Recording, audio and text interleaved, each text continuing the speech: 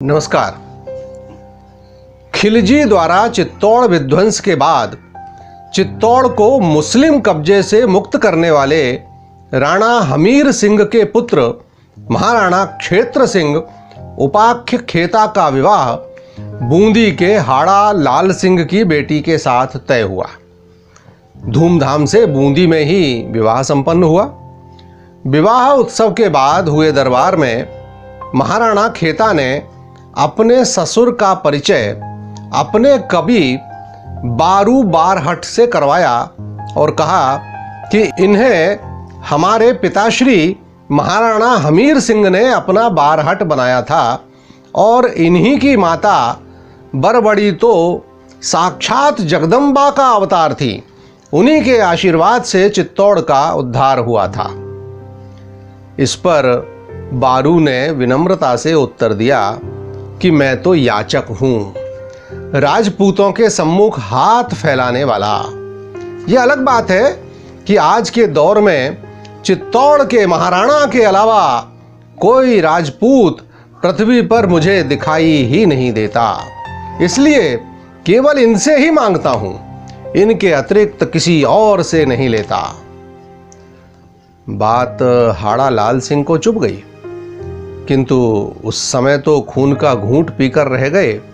किंतु बाद में किसी बहाने से बारू को अपने महल में बुलाया और एक मकान में बंद करवा दिया।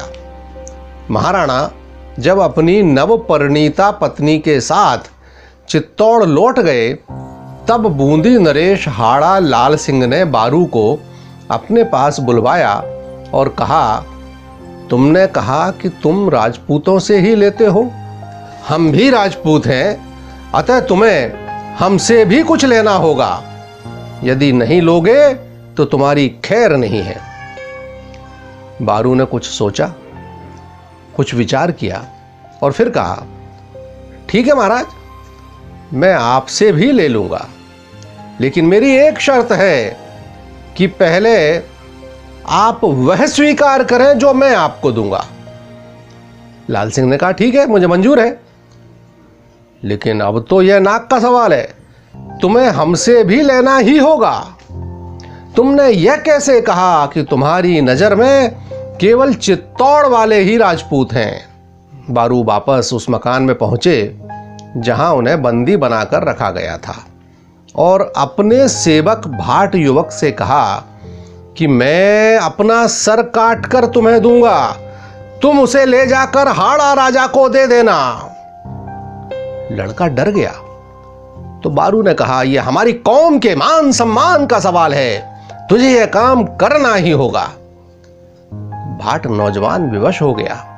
उसके बाद बारू बारहट ने अपने हाथों से अपना सर काट दिया और वह युवक एक थाल में रेशमी कपड़े से ढककर वह सर लाल सिंह के पास ले गया।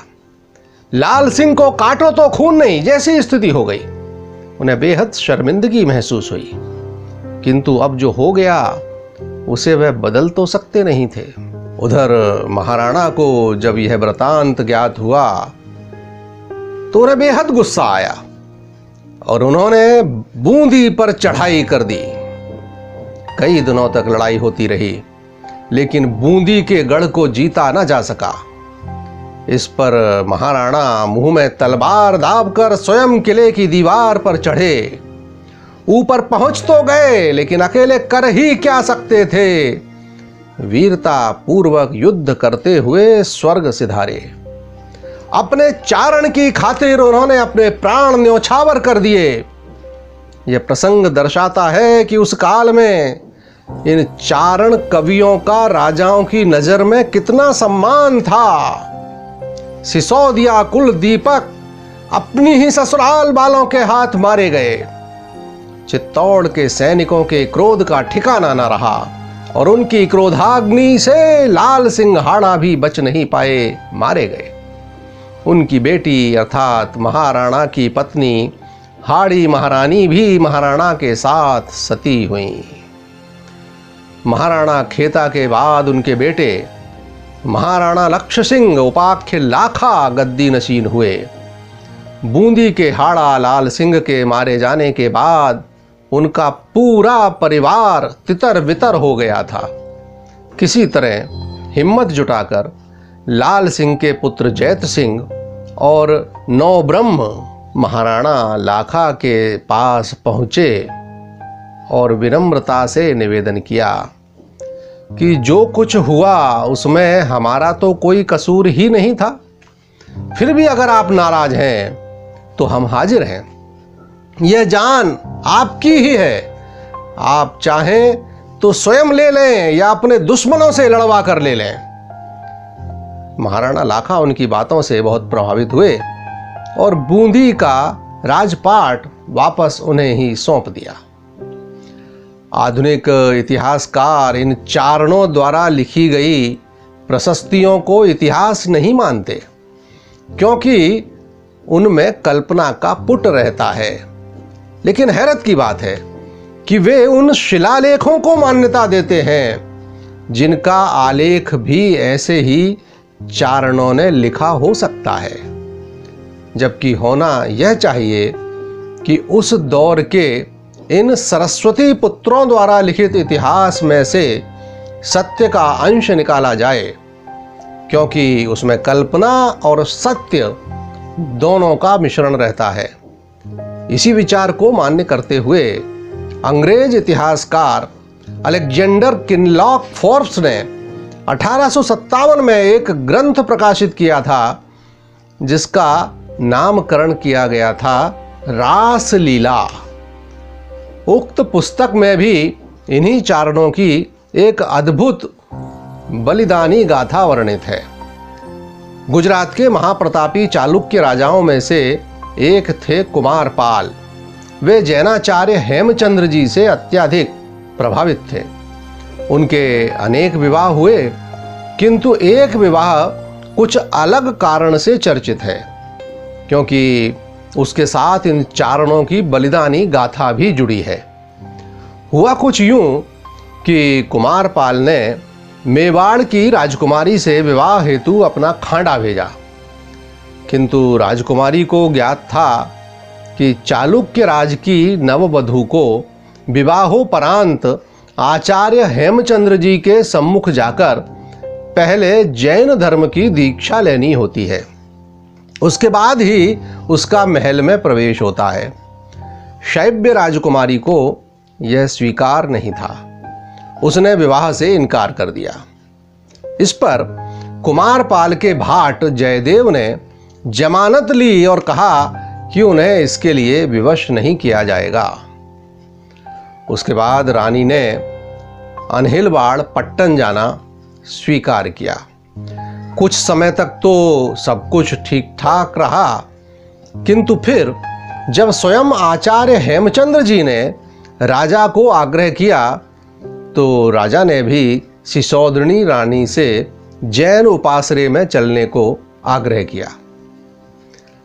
रानी ने दुखी होकर खाना पीना छोड़ दिया और बीमार हो गई। बात भाट जयदेव तक भी पहुंची तो उसके दुख और क्षोभ का ठिकाना नहीं रहा। उसने योजना बनाई और उसके बाद कुछ भाट महिलाएं किसी प्रकार रानी को महल से निकाल लाईं और रात के अंधेरे में ये लोग रानी को उसके पीहर पहुंचाने के लिए रवाना हो गए।